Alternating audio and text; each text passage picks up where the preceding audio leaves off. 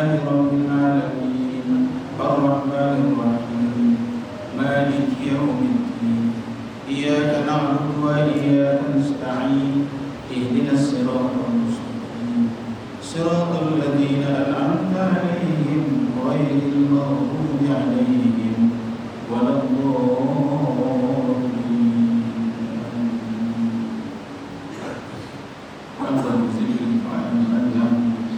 لا إله إلا الله لا إله إلا الله لا إله إلا الله محمد رسول الله لا إله إلا الله لا إله إلا الله لا إله إلا الله محمد رسول الله لا إله إلا الله لا إله إلا الله لا إله إلا الله محمد رسول الله يا الله يا الله يا الله يا الله يا الله يا الله يا الله يا الله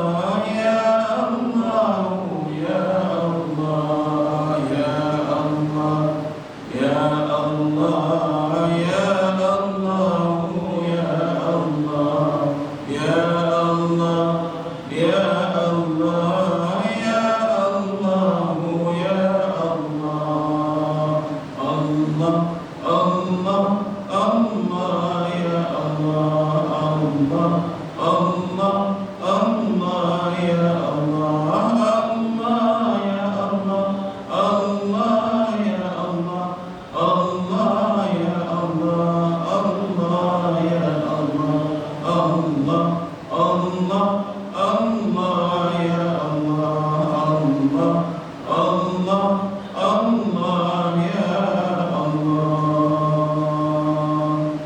بسم الله الرحمن الرحيم الحمد لله رب العالمين والصلاة والسلام على سيدنا محمد وعلى آله وصحبه أجمعين اللهم اغفر لروحي عزيز سب القصور اللهم اغفر له وارحمه وعافه واعف عنه اللهم اغفر له وارحمه وعافه واعف عنه اللهم اغفر له وعافه واعف عنه وصلى الله وسلم عليه والحمد لله رب العالمين. السلام عليكم ورحمة الله وبركاته. الحمد لله رب العالمين والصلاة والسلام على سيدنا محمد وعلى آله وصحبه أجمعين.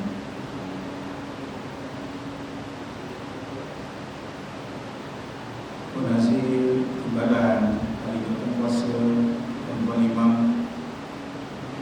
dan semua ahli Jumaat yang diasihi Allah sekalian. Syukur kita kepada Allah Subhanahu Wa Taala. Sekadar ingatkan juga kita berada di dalam masjid yang sekali untuk kita sentiasa dibaharui, ya. Bila bakal keluar dari sembahyang. Dengan punya supaya berada di kita dalam masjid ini, di samping mengaji ini pahala lain, tapi duduk dalam masjid itu saja ada pahala. Ada kita dulu di sebelah kanan kiri itu tengok nama itu, ya, nama itu kita sunatan lillah ta'ala ada semua dalam masjid. Tapi sekurang-kurangnya bahasa Melayu saja. Aku beriktikaf dalam masjid ini kerana Allah Ta'ala sisa. Beriktikaf aku dalam masjid ini kerana Allah Ta'ala. Ada pula orang tahu beriktikaf aku dalam masjid ini selama aku berada di dalamnya. Makin detail. Tapi apabila kita kata aku beriktikaf kerana Allah, nak sebut sunat kita ada menghilangkan pahala, ya. Jadi itu dia ada pada dalam masjid. Jangan lupa. Sebab bila kita duduk dalam masjid, jangan lupa nama iktikaf. Sebab setiap saat tu dapat pahala. duduk, dia tak ada apa-apa. Kuliah, mengaji, itu sudah lain. Itu fardu. Kelas namanya fardu. Kita dapat pahala ibadah wajib. Sebab menuntut ilmu itu kewajiban atas setiap orang. Itulah dia. Pertama kita panggil pemberian Allah yang kita kata kasihnya Allah kepada kita, Ar-Rahman itu, pemurahnya dia dengan kita, penyayangnya dengan kita, Ar-Rahman Ar-Rahim itu tidak dapat nak kita kira berapa besarnya kasih sayang itu. Dan kalau kita nak mencari siapakah yang paling berbudi kepada kita dalam dunia ni, siapakah paling berbudi kepada kita? Allah.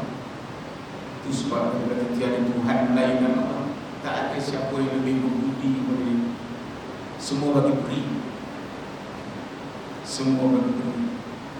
Udara beri, hujan beri, air beri. Yang kita bayar bil air itu bukan yang kita bayar ke Allah. Itu kerana kerajaan terpaksa pasang paip dalam tanah itu duit, upah. Mesin yang tarik air daripada sungai itu naik ke atas tu, itu belanja. Lepas tu kan rawat pula air tu dengan ubat dan sebagainya, jaga pula itu. Jadi yang kita bayar tu ialah bil, itu ialah bil pengurusan, bukannya bayar pada Allah Subhanahu Wa Taala. Jadi itu yang kita sebutkan udara. Ini dah kita banyak kali sebut. Sekarang mengingat-ingatkan supaya kita jangan sekali-kali lupa bahawa yang paling berbudi kepada kita ialah Allah Subhanahu Wa Taala.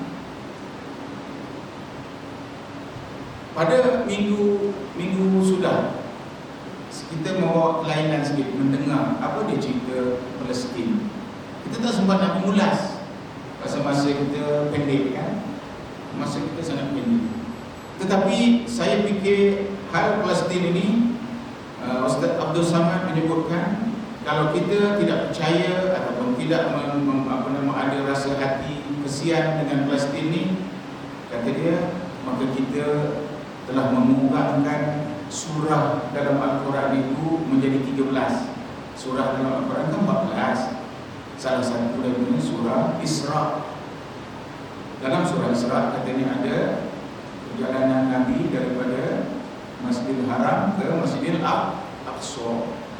Maka dari segi iman katanya rosaklah iman kita, sebab kita sudah meninggalkan satu daripada surah.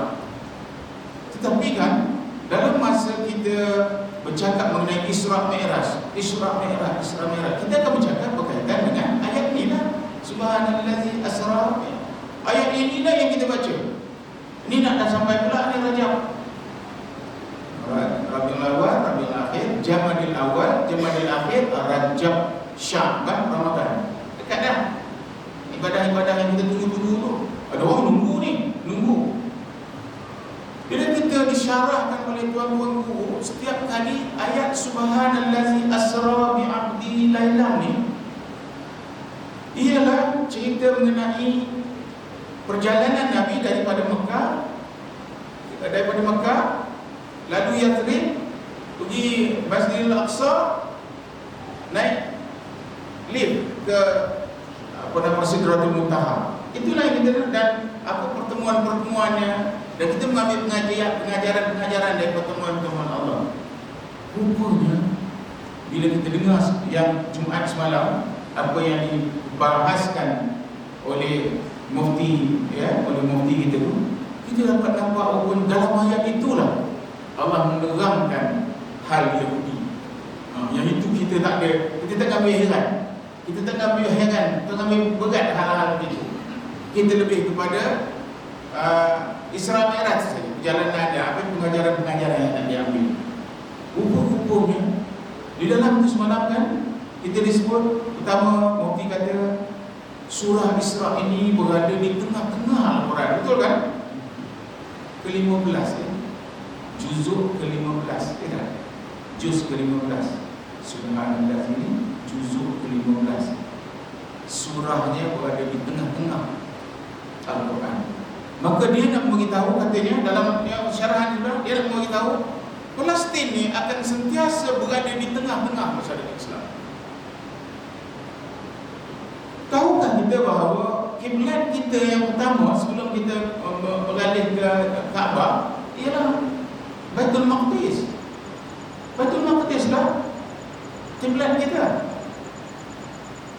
Dan pada peristiwa Isra Mi'raj, kenapa agaknya Masjidil Aqsa itu menjadi tempat berkumpul semua para anbiya sembahyang dan Nabi Muhammad yang mengimamkan?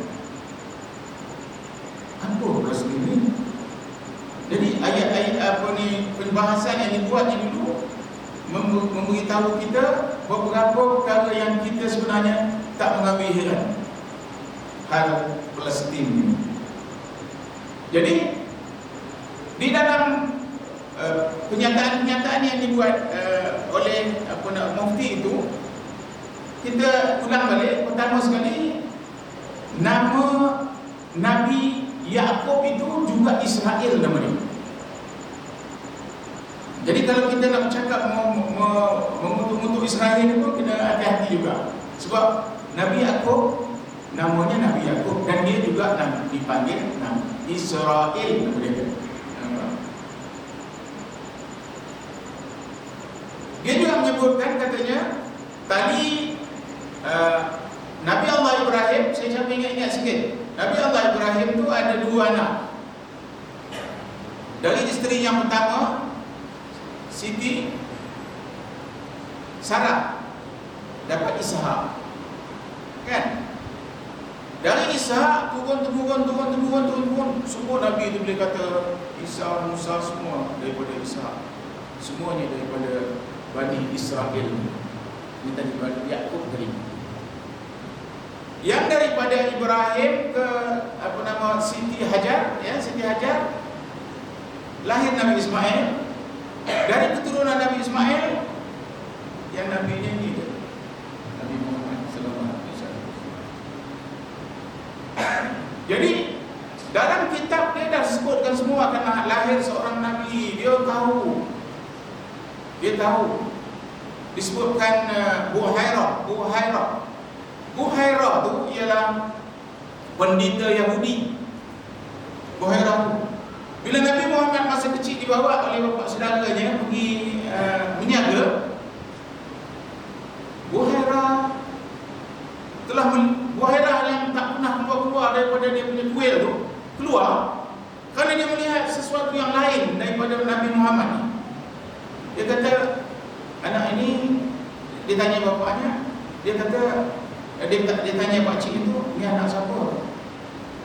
Anak saya, kata. Aduh, anak saudara, anak saya. Buhairah kata, dia ni tak ada ayah, kan?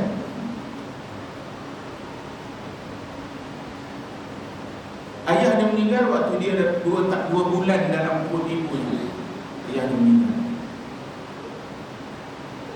Dan melihat kepada di bawah pokok yang satu ni tadi, berredup di bawah pokok tu, dia kata tak ada orang lain datang ke sini melainkan Nabi lah dia. Ini Buhairah ni, Yahudi punya pendeta. Maka katanya, kau nak ke mana? Nak ke Syam. Aku nasihatkan bawa dia balik, sebab takut orang jahat banyak nak bunuh dia. Nabi itu bermakna dalam kitab mereka, Taurat dan Injil dah ada disebutkan bahawa seorang Nabi akan lahir. Maka dia orang semua setuju yang lahirnya akan ada Nabi yang akan di akhir zaman. Tetapi mereka tak menyangka Nabi yang datang itu bukan dari kalangan Bani Israel. Tiba-tiba dilihatnya Arab. Maka orang-orang ini, Yahudi ini melihat Arab ni kira second class memang. Kenapa pula orang ini pula jadi Nabi akhir zaman, penghulu segala Nabi? Maka mereka berlawan dengan ego ni, sombong ni. Sombong dia. Mana mereka kata semua Nabi dari kalangan mereka, tiba-tiba yang ini gitu. Itulah punca. Jadi Buhairah kata, kalau aku dapat hidup lagi, aku akan membela dia. Mana dia masuk Islam. Masa itu dia belum lagi membawa Islam. Dia kecil sangat lagi. Ya. Itu dari segi sejarah yang kalau kita tengok dalam surah Isra ini tadi, ayat tak salah saya ayat 4 ke ayat 3, ayat 4, ayat 5 itu. Dan mereka akan diberi peluang 2 kali dalam marratain, 2 kali. Mereka akan diberi peluang 2 kali menjadi kaya raya, menguasai dunia. Ada yang mengatakan, kata dia, 2 kali itu termasuk yang di zaman sebelum itu. Bukan, itu semua tak masuk. Kata dia di zaman start daripada Nabi Muhammad SAW. Kali pertama dia sombong ialah apabila dia buat perjanjian dengan Nabi ketika Nabi pindah ke Madinah. Yahudi di situ ada, mereka membuat perjanjian dengan Nabi akan bersama-sama dengan Nabi kalau ada serangan datang, tetapi dia mengkhianati Nabi. Dia membuat perjanjian dengan orang-orang di luar sana, dengan dengan musuh-musuh Nabi, dan serang Nabi dan macam-macam. Akhirnya itu yang kata perang Khaybar ya Yahud, ya. Khaybar ya Yahud. Dia orang di Madinah tu dia orang itu lah bunyi Khaybar ya Yahud. Artinya ingatlah perang Khaybar ya Yahud, sebab di situ dia kalah. Itu yang marratain kali pertama dia kalah dan dia dihalau daripada Madinah. Jadi kali kedua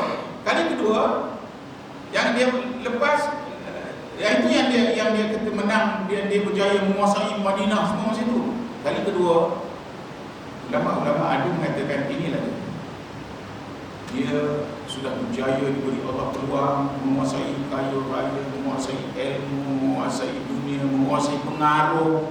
Mereka apa pengaruh ini sekarang? Dia punya pengaruh cukup kuat. Pada waktu itu dia mula sombong, dia mula bongkar. Ini marratain yang kali ketiga. Saya dah ulang poin. Obama kata dia sebenarnya makan diri dia jadi orang Barat. Makan diri. Apa dia makan diri? Bermakna sikap kejam dia tu, sikap melampau dia tu, kezaliman itu. Dia katanya Hamas itu teroris. Sekarang dia nak ajak dunia kata Hamas teroris. Kalau setuju semua dunia kata Hamas ni teroris, teroris ni tahu kan? Teroris ni tahu kan? Bukan bahasa Melayu tu. Kita sebut teror kalau ni kan. Kita sebut teror. Teroris ni artinya penyangak lah. Orang yang mengacau, memberontak. Maka kalau seluruh dunia bersetuju dia teroris, maka dunia akan menghukum hancurkan Hamas. Menghancur Hamas artinya menghancur Palestin. Bunyi dia nak menghancur Hamas, tapi dia tak lesen untuk menghancurkan Hamas atas alasan dikatakan teroris. Tapi nampak Malaysia, negara-negara Islam tak setuju. Mana boleh bersetuju? Saya dengar khabarnya 500,000 pendatang yang duduk di penduduk yang merampas tanah ni. 500,000 bintang hutang lagi. Dia rasa tak selamat, sebab dia tahu dia masuk tanah orang, dia mencampur tanah orang. Sikit. Yang 75 tahun tu, yang tua dah mati tau. Yang sekarang ni umur 20 tu, generasi keberapa tu, ayah dah tak ada, mak dah tak ada. Baru-baru ni kata Ustaz Abdul Samad, satu survey dibuat di Palestin. Ya. Apakah cita-cita mereka? Semuanya nak syahid. Cita-cita orang Palestin nak syahid. Tak ada nak jadi doktor, tak ada nak jadi sekolah, tak. Syahid. Pasal apa? Pasal dia kata, tok kami ada di syurga, mak kami ada di syurga, abang kami ada di syurga. Mereka tunggu kami juga. Kami nak syahid. Artinya Mereka telah menyuburkan kemarahan, kedendaman. Sekarang ini yang bangkit. Ini yang bangkit. Apa dikatakan tadi marata ini? Sekali akan muka-muka kamu akan jatuh, kata Allah dalam Al-Quran. Dan untuk tujuan itu, untuk tujuan tersebut, dalam yang disebut sudah disebutkan juga, mereka akan macam dihalau daripada semua negara supaya duduk di satu tempat. Itulah tempat mereka duduk. Israel sekarang daripada Perancis, Jerman, Amerika pindah semuanya ke Israel. Pindah semuanya ke Israel. Rasa saya Jerman pun tak suka dengan Yahudi. Sebab itu Hitler bunuh orang banyak. Perancis juga tak suka. Jadi dia orang menyokong Palestin, menyokong Israel ni. Agaknya supaya dari kampung, daripada negeri dia pun suruh pergilah. Saya kena pergilah. Dia orang tak suka. Tapi cara dia ngalau tu bukan macam orang ngalau tu nampak diplomasi tu. Kita sokong Israel, sokong Israel. Oh, pindahlah semua Israel. Kumpullah dia situ sekarang. Kali ini yang kedua kali saja dia akan diberi cemerlang. Kali ini dia jatuh. Jadi kita dengan kalau ayat, bila kita baca Quran dengan tadabbur, dengan tafsir yang bagus, kita akan jumpa semua benda. Rupanya Allah dah atur apa. Allah dah atur. Dalam Quran itu dah disebut segala-gala rahsia dunia ni dah kebanyakannya ada dah. Misalnya Al-Kahfi punya gua kan, Al-Kahfi punya gua. Dulu diceritakan dalam Quran ni lah. Tapi mana jumpa di Jordan. Siapa pergi Jordan jumpa lah kan. Dalam Al-Quran itu disebutkan apabila matahari itu sampai ke sana, cahaya matahari itu melalui lubang itu akan terus ke sini. Dan seperti dalam Quran tu, itulah dia gua Al-Kahfi. Nabi Muhammad bercerita mengenai gua Kahfi, dia pun tak pernah tengok. Itulah Nabi. Disebutkan bahawa lautan ini ada satu tempat dia akan bertembung, tetapi air masin dengan air tawar tu tak bercantum. Udah jumpa dia orang kat laut tu dah. Dah jumpa dia kat laut tu. Dah di situ sekarang dah jadi tempat orang pergi pergi melapat, menengok rasa air ni. Ya Allah, bila rasa nangis Allah Akbar. Besarnya Allah. Dia menceritakan hal-hal yang dah ada dalam dunia ni ratus-ratus tahun, jutaan tahun dulu.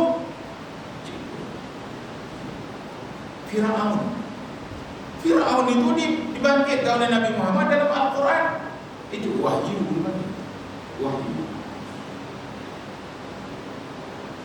Mayatnya tak ampun. Jumpa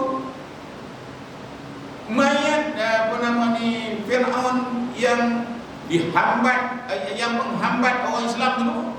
Cerita ya kita baca tu di Laut Merah tu. Jumpa semuanya. Al-Quran itu nampak di belah-belah ujung ni dia menzahirkan apa yang dah disebutkan sekarang ni. Dalam kandungan berapa hari dia dipanggil air mani tu, berapa hari pula dia dah berdaging, berapa hari 19 hari lahir. Doktor setengah mati nak mengkajinya. Rupanya bila buka Quran ada dalam Quran. Sains, itu yang dipanggil sains dalam Quran. Jadi rupanya kita rasa kita dah pandai mengaji. Rupanya apabila diterjemahkan, diterangkan oleh seorang mufti macam itu, jelas hati kita pun senang. Rupanya segala-galanya sudah diatur Allah. Wa makarallah wallahu khairul makirin. Kita ngatur, Allah ngatur, aturan Allah juga yang jadi. Yang Tuhan yang baik, yang elok. Jadi bila kita dapat melihat apa yang dijelaskan semalam mengenai Palestin ini, apa kembalinya kita. Ini yang kita tadi. Kita tak akan dapat pergi ke sana, nak beli tiket, nak pergi ke sana. Menyusahkan orang sana aja kita pergi kan. Nak minum lah, nak itulah, tak tahan panas lah kita. Jadi apa yang sepatutnya kita buat sebagai orang Islam, berdoa. Doa itu ialah senjata orang Islam. Lebih kuat dari doa sembahyang hajat. Itu tadi imam dah buat, lagu dulu pun baca agaknya setiap lepas sembahyang maghrib ada buat. Untuk kita mohon kepada Allah Subhanahu Wa Taala agar bantu. Kita dengar fatwa ulama dunia sudah membuat keputusan bahawa bagi orang Palestin mempertahankan Palestin itu mati syahid. Sudah sebutkan. Orang-orang Palestin tidak dibenarkan meninggalkan tanah airnya. Kalau dia meninggalkan tanah airnya, arti dia lari dari tanah airnya, dia dianggap berdosa besar dalam fatwa. Cita-cita orang Israel ialah nak kosongkan Gaza, nak suruh dia pergi ke Sinai. Sinai itu tanah Arab tapi Mesir punya. Nak pergi suruh Mesir. Jadi artinya kalau orang Gaza ni 2-3 juta orang ni pergi ke Sinai, maka tak ada lagi orang Arab di Israel. Semuanya dah dipindahkan. Sekarang ni betul datang barang siapa meninggalkan Palestin, lari dari Palestin, maka dia dianggap berdosa besar. Maka sebab itu kita tengok bila dia bercakap, dia tidak langsung minta kita datang hantar pergi tolong dia. Dia minta doa saja. Dia kami yang buat. Kata dia, kami adalah hamba pilihan Allah. Jadi kalau ini kita dapat faham, kita ada sikit-sikit masalah dengan isteri, masalah dengan anak, masalah dengan kerja. Kecil lah.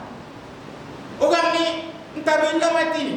Malam terangnya, esok kan Israel dah gila. Hospital bekerja ni habis semua hospital.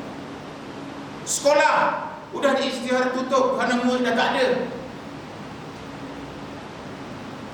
Ini yang kita kata gila ini menyebabkan siapa-siapa negara dalam dunia menyokong orang gila, maka dia gila sekali. Itu yang dikatakan Maratai tadi. Yang kedua ni, dia akan merosakkan diri dia sendiri. Dia akan terjerumus sejerumus-jerumusnya oleh Allah Subhanahu Wa Taala. Jadi saya dengan penjelasan lebih kurang sikit tu dapat menyedapkan hati kita bahawa saudara kita di sana jangan bimbang, dia dipelihara oleh Allah Subhanahu Wa Taala. Kalau ikut Israel punya cita-cita, satu malam aja habis. Tapi tak semudah itu. Tidak semudah itu. Ya, jadi kita juga mendengar berita-berita baik dan sebagainya. Kita dapat dengar. Ada satu cerita tu, pembantu yang dihantar patah balik. Oh, ini apa punya cerita ni? Pelik-pelik punya cerita ni. Lupa pandu patutnya mentul, tapi sampai dia patah balik.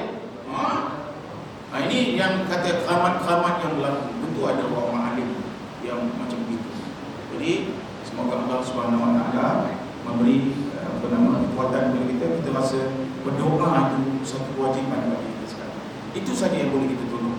Ada duit sikit-sikit, RM10, RM1, RM2, masuklah dalam online itu. Sebab rakyat Malaysia nampaknya disebut oleh duta masyarakat Palestin katanya yang paling hebat sekali membantu rakyat, bukan kerajaan bagi 10 juta, rakyat yang membantu. Atau masuk di sekolah-sekolah baca doa kunut, masjid semayang. Saya tengok ke belakang tadi, berapa orang semayang? Semua semayang. Berhentinya dalam hati kecil dia ada saudara di Palestin yang mengucap 2 kalimah syahadat. yang sekarang sedang dizalimi, dan aku takkan dapat melawan Israel kerana jauh senjata dia pun canggih. Maka usahakan Allah SWT untuk jaga. Marilah kita sama-sama sentiasa mendoa mereka agar terus dapat bertahan. Wabillahi taufiq wal hidayah. Assalamualaikum warahmatullahi wabarakatuh.